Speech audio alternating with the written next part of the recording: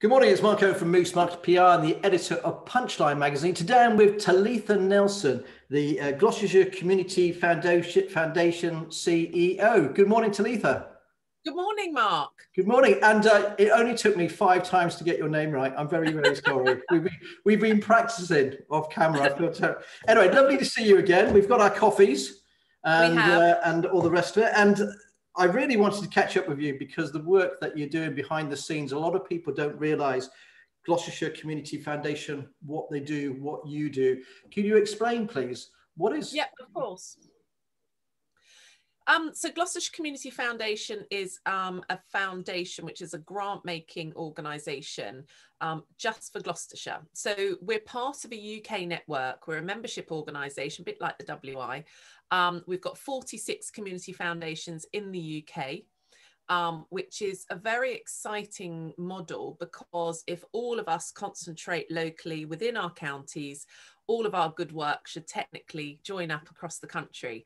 So the other part of being part of a wider network is we can share a lot of best practice, we can find out what's going on across the country, but our main concentration, we're an independent charity and we're here just for Gloucestershire. And how many charities do you represent, and do you link them all up together? So as a funder, essentially, there's sort of 3 main elements to a community foundation.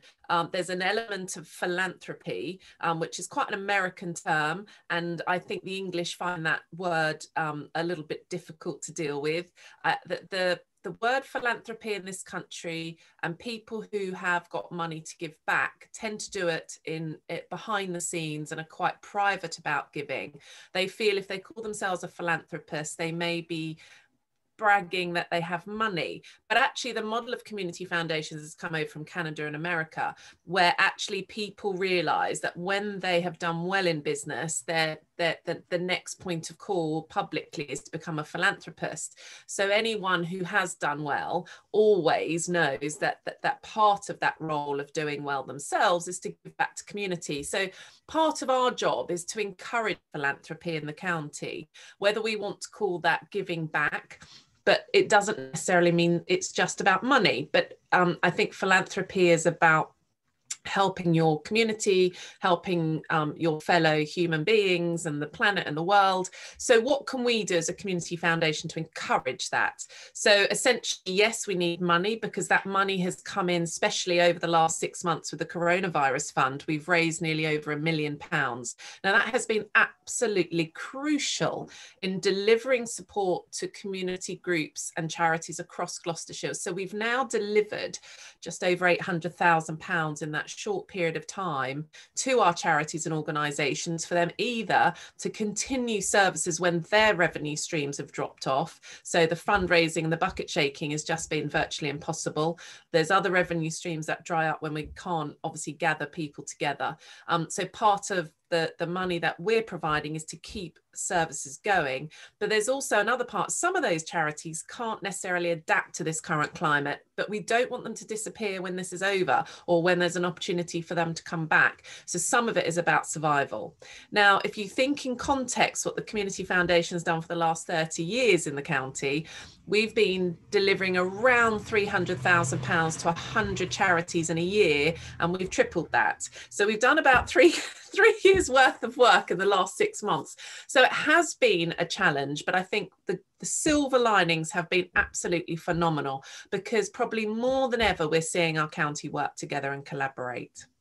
I mean, you've got to admit the Gloucestershire business community really do try and help the charities as much as possible. I'm always amazed how many Rotaries and different companies and entrepreneurs give so much money. And you're right, a lot of the time you don't actually see that. They don't want that publicity.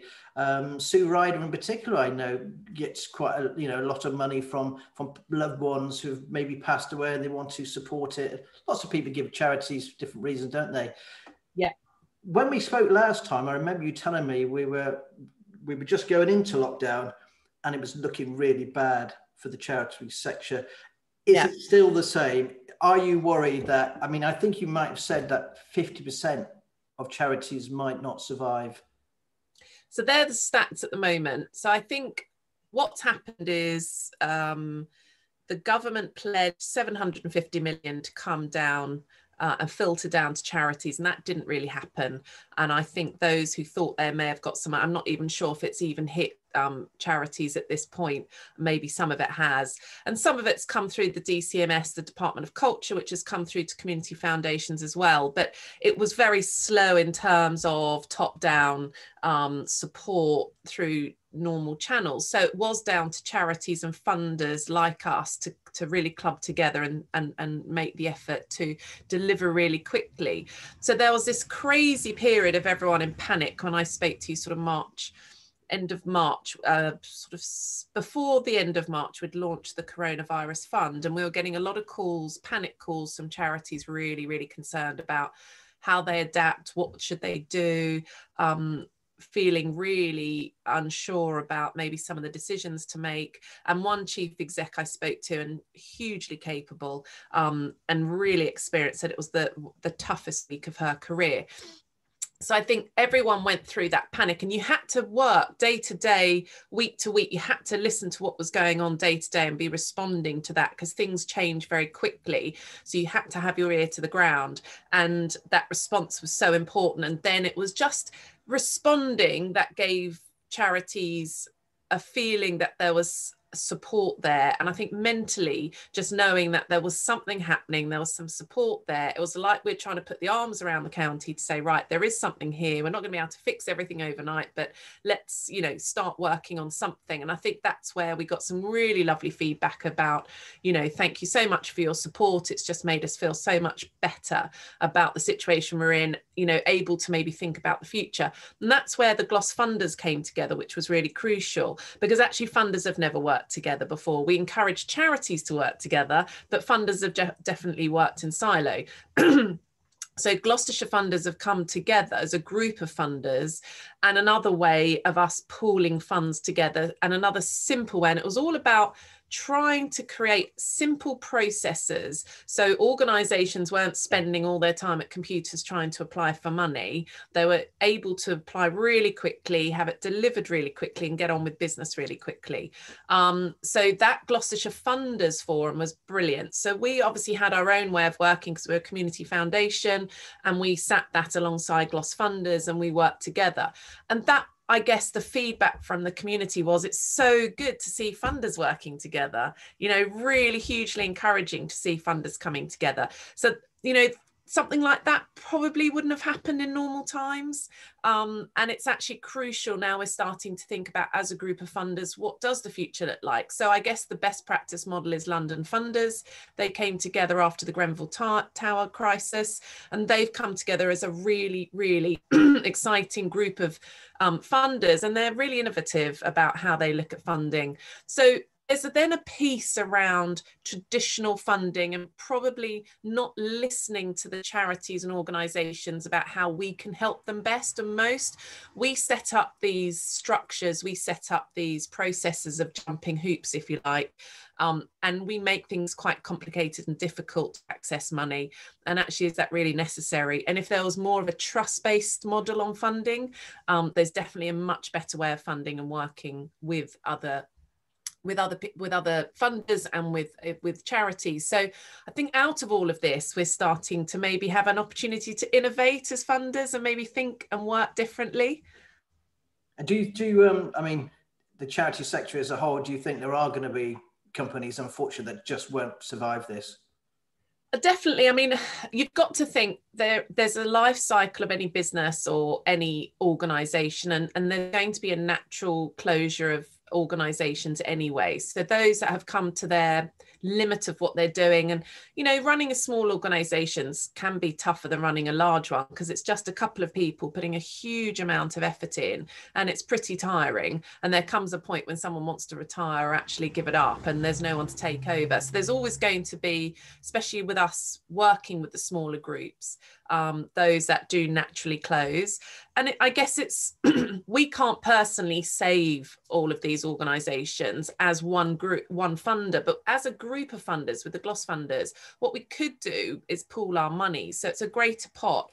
If we do come across organisations that may be under threat of closure or may not survive, then we need to get behind those organisations. At the moment, that hasn't come to us yet. So your point about the 50% as a statistic may not make it, like businesses may close or may not survive the next 6 to 12 months. That's definitely a reality. At the moment, there has been some good coronavirus funding out there that people have been able to access. It has kept most of the organisations we know going over the short term.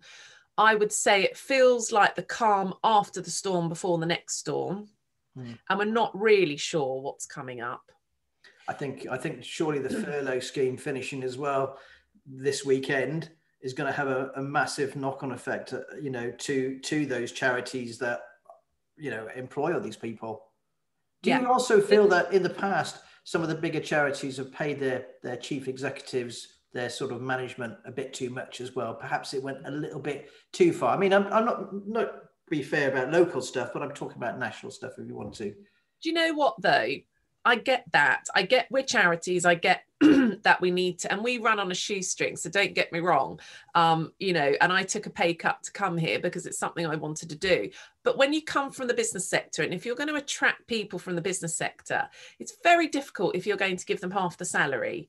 So you've got to weigh that up. If you want good leaders and you want people with the credentials to run organizations, then you're going to have to pay them a half decent salary. So there is a balance. There is, you know, it's a tricky one. I get that in the concept of people giving money to a charity. They want to know that money's going to the cause rather than to the people. But in the reality of it, we've got core costs. And what we try and explain to people is we've got to run an organisation. We've got to physically do that work. So part of our role as funders is we never really funded core costs, or we saw core costs as not necessary, or it wasn't very exciting to support an organisation's core costs because we want to see the wonderful work at the other end and being told what our money has delivered and the impact of it. But the reality is right now we have changed that to supporting core costs, because actually if we don't support core costs, those organisations will disappear. So there's a real balance to be had about, I guess, if you've got someone who's really good at running an organization and that caliber to run a large organization, they're going to save money. They're going to run it in a really good way where there's efficiencies and things are done properly. My concern is you get really lovely, well-meaning people into some of these roles and responsibilities running organizations at a certain level. They don't necessarily have the skills. So they may be getting paid less. But, you know, so it is a balance, isn't it? I think between not wasting charity money, but at the same time, you need good staff. I think you could say the same for politics, for councillors, for council officers, all the rest of it. Really, it's always that balance, that fine balance. What I've got you actually, and we're talking about raising funds. Chuggers, I do have a problem with chuggers on the high streets. These chaps and people that actually try and raise money by stopping you in the high street. What's your feeling on that? Isn't that a legitimate thing, or is it it should be stopped? Maybe it's unfair to ask you, but so I've seen both sides of charity. So I've come into the third sector, and this is my first time working in the third sector. And you know, I think part of reputational risk and you know, charities really managing their reputation and doing things that is right. You know, I had a grandmother that supported a lot of charities, and she probably had direct debits, probably supported about 10 charities a month. They would ring her up and pressure her to donate more money, and I could see her face getting redder and redder and more pressure. And I'd say, Gran, you don't need to donate more money and you shouldn't be pressured like that. So I've seen the side of charities that need to raise funds, and like a business, they've got their targets to meet, but there's a moral piece about how you go about gathering that money and that pressure piece. So no, I don't agree with pressure, and I don't agree with putting people on the spot, but then there's an opportunity that Some people quite like giving to people in the street because it's maybe the only opportunity they get to give and can put some money in a bucket. But yeah, there's a balance again to be had about that pressure or putting people on the spot that I don't agree with. We have it here where we give, to a regular amount of charities. What I don't like, and my wife said this as well, because we give quite a bit to children's charities, is you are right, they phone up and they want you to give that little bit more, that little bit more, that little bit more. And I always think, well, actually, to me, it's a big turn off. To us, it's a big turn off. We give enough. This is what we've decided to do. Stop pressurise us, on that particular front. So I don't like chuggers, by the way. I think it turns people off the high street. Anything that turns people off the high street is a bad thing as far as I'm concerned. But that's my own view. I always want to rugby tackle them and bring them down, silly umbrellas. You point in your face and they're, hello. I'm sorry. It just winds me up. I mean, there are more innovative ways we can. I mean, look, there's some great organisations out there that do some really good work to it, like the Pied Piper Appeal. They do things in a really good way. That bucket shaking, they keep it fun, they're engaging, they're great at what they do. So I think if you're going to think about traditional ways of fundraising, you've got to think differently now. There is an opportunity about how can you fundraise and keep it fun or keep it engaging, rather than standing in the street and pressurizing people necessarily. So I think now is the time to innovate. And I think those that innovate will keep alive. I think, like businesses, those who innovate and do things differently or better will survive the time. I think that's the feeling. Yeah, there's a lot more shops, like charity shops, actually selling their goods online as well. So although they've been given secondhand clothes, they're now retailing those. Absolutely. I mean, Oxfam's done a great job at sort of looking at vintage pieces or celebrity pieces. There's some, and, vintage and recycle is really in line with the sort of planet and the sort of sustainability piece. It's all about timing. But yeah, I mean, some of those charity shops have become really savvy now. So where they've got certain areas of wealth, they will pull the good bits and send it to those particular areas to realise, the better sort of monies for them. There's a better way of operating rather than just stuff going out on a shelf, see who comes in. So, operationally, those charity shops have really started very much more business-like. Do you, are you a fan of charity shops yourself? Do you go wandering around? I do love charity shops, actually. So I had one very close to me before we moved here. I had one next door and I was always popping in, and I picked up some brilliant bits in that charity shop. Absolutely amazing. So I am a bit of because I've come from a fashion background, I've never paid full price for a piece of fashion. I was always a bit reticent to ever go into a shop and pay full price for anything. So I'm a bit of a bargain hunter. I like to know, I know the quality and what I like and what I look for, but I don't want to pay too much for it. So charity shops are brilliant. How did you actually get into this then? Because your background is very different. Like you just said, it's fashion background. You've got inroads into the hospitality sector as well. Can we touch on that? What is your background and how did you fall into place here? How did you become the chief executive of Gloucestershire Foundation Trust? How did that happen? Yeah, it's interesting actually, because I started in retail sort of in my late teens, early 20s, loving the sort of fashion and buying element, and then ended up running a business and doing the buying and sort of got the feel for business, and thought, oh, actually I really like this. Didn't think there was a career in it, but actually I guess for me, we all have decisions to make when things happen out of our control. So I was in university, my parents split up, and I thought, you know what, funding this is going to be really tricky when my parents are split up. I'm going to drop out of uni and just go and get some life experience.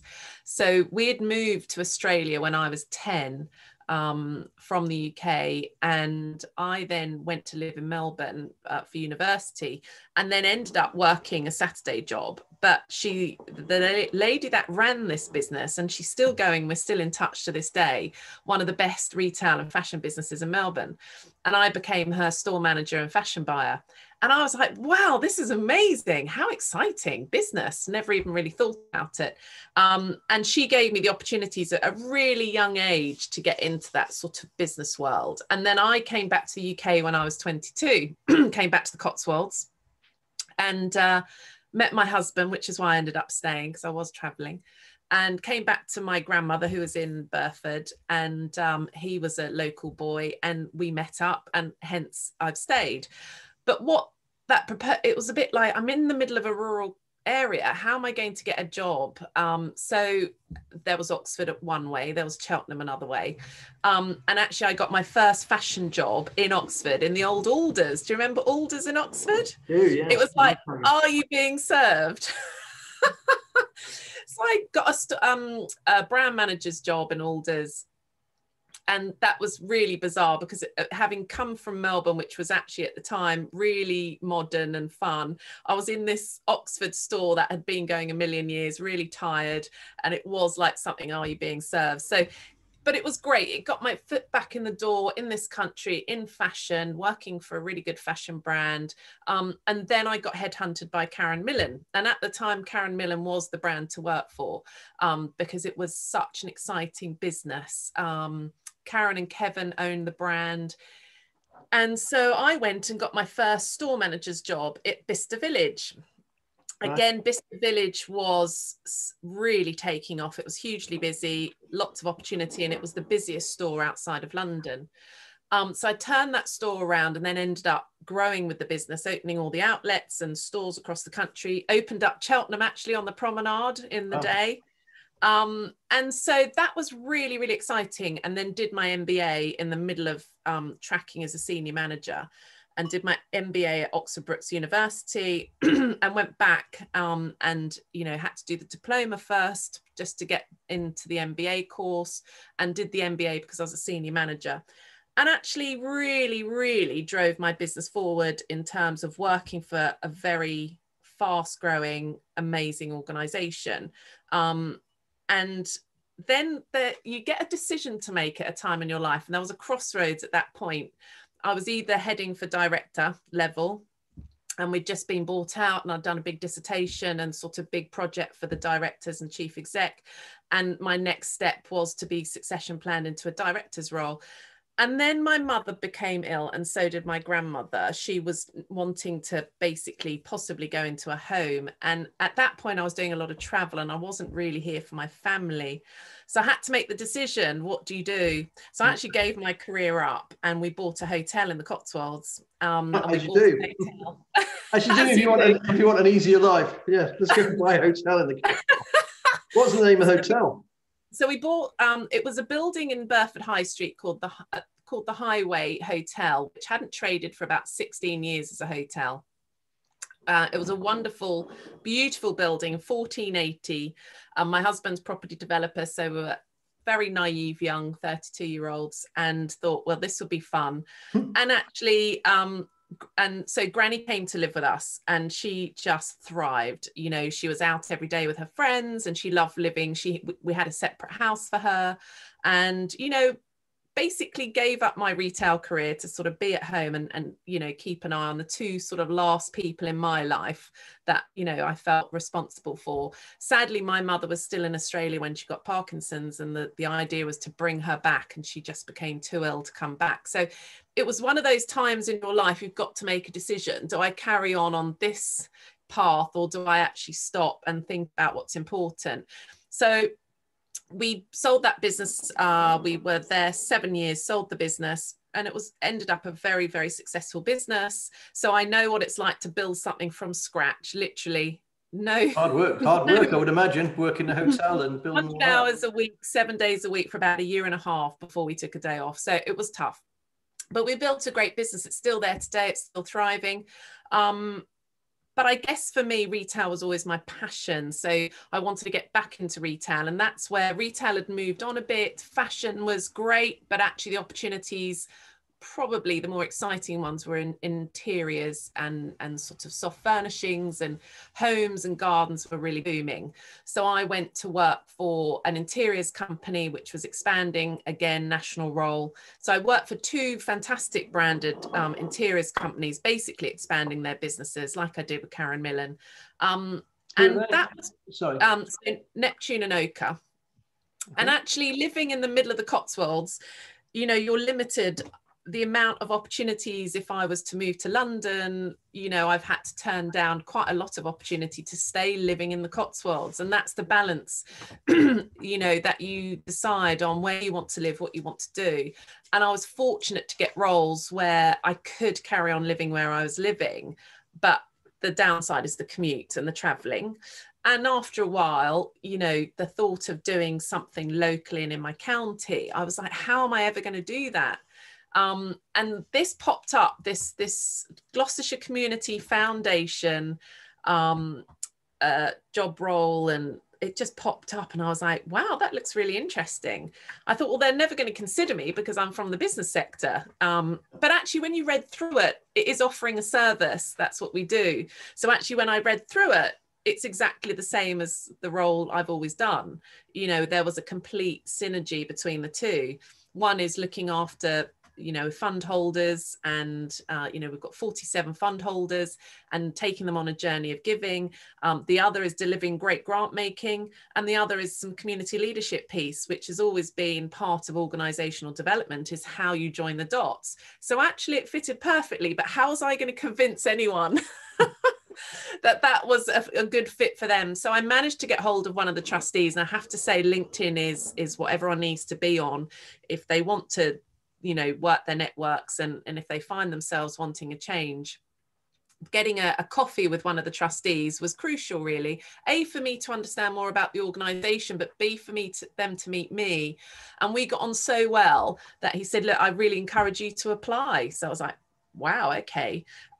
Went through the whole application process, and here I am, got the job. So actually transitioning from the business to the third sector, depending on what you're doing, isn't as tricky as it sounds. And actually there's some fantastic jobs in the third sector that I would say most business people would absolutely love to do, may not think about.